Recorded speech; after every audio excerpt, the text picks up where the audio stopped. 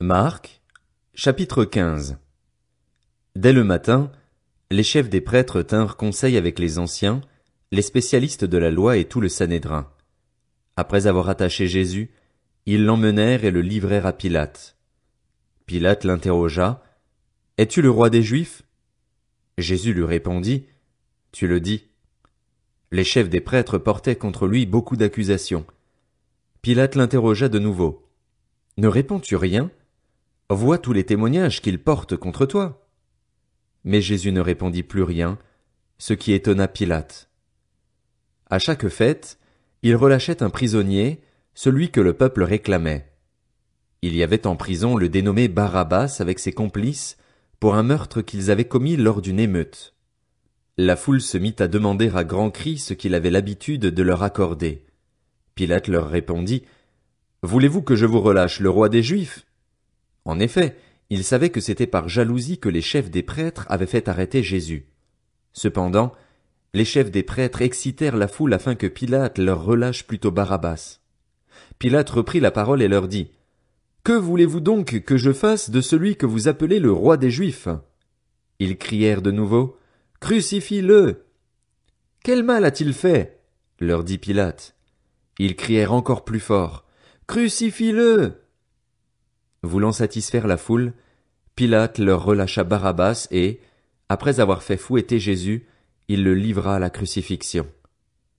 Les soldats conduisirent Jésus à l'intérieur de la cour, c'est-à-dire dans le prétoire, et ils rassemblèrent toute la troupe. Ils lui mirent un habit pourpre et posèrent sur sa tête une couronne d'épines qu'ils avaient tressée. Puis ils se mirent à le saluer. « Salut, roi des Juifs !» Ils lui frappaient la tête avec un roseau, crachaient sur lui et se mettaient à genoux pour se prosterner devant lui. Après s'être ainsi moqués de lui, ils lui enlevèrent l'habit pourpre, lui remirent ses vêtements et l'emmenèrent pour le crucifier. Ils forcèrent un passant qui revenait des champs à porter la croix de Jésus. C'était Simon de Cyrène, le père d'Alexandre et de Rufus. Ils conduisirent Jésus à l'endroit appelé Golgotha, ce qui signifie lieu du crâne. Ils lui donnèrent à boire du vin mêlé de myrrhe, mais il ne le prit pas. Ils le crucifièrent, puis ils se partagèrent ses vêtements en tirant au sort pour savoir ce que chacun aurait. C'était 9 heures du matin quand ils le crucifièrent. L'inscription indiquant le motif de sa condamnation portait ces mots, « Le roi des Juifs ». Ils crucifièrent avec lui 2 brigands, l'un à sa droite et l'autre à sa gauche. Ainsi fut accompli ce que dit l'Écriture, il a été compté parmi les criminels. Les passants l'insultaient et secouaient la tête en disant, « Hé, toi qui détruis le temple et qui le reconstruis en 3 jours, sauve-toi toi-même, descends de la croix. » Les chefs des prêtres, avec les spécialistes de la loi, se moquaient aussi entre eux et disaient, « Il en a sauvé d'autres et il ne peut pas se sauver lui-même. » Que le Messie, le roi d'Israël, descende maintenant de la croix, afin que nous voyions et que nous croyions. Ceux qui étaient crucifiés avec lui l'insultaient aussi. À midi, il y eut des ténèbres sur tout le pays, jusqu'à 3 heures de l'après-midi. Et à 3 heures de l'après-midi, Jésus s'écria d'une voix forte, « Éloi, Éloi, lama sabachthani » ce qui signifie, « Mon Dieu, pourquoi m'as-tu abandonné ?»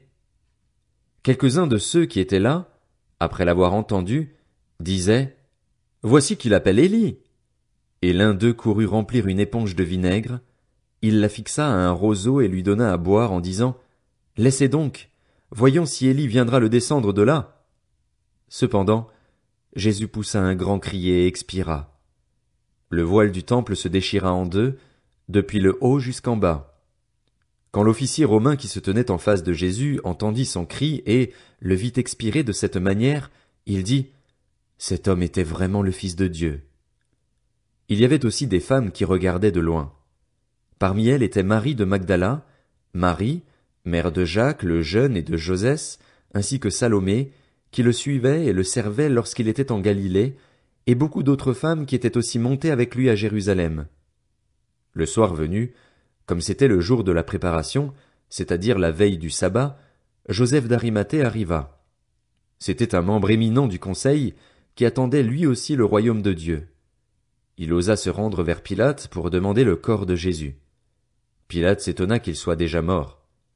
Il fit venir l'officier et lui demanda si Jésus était mort depuis longtemps.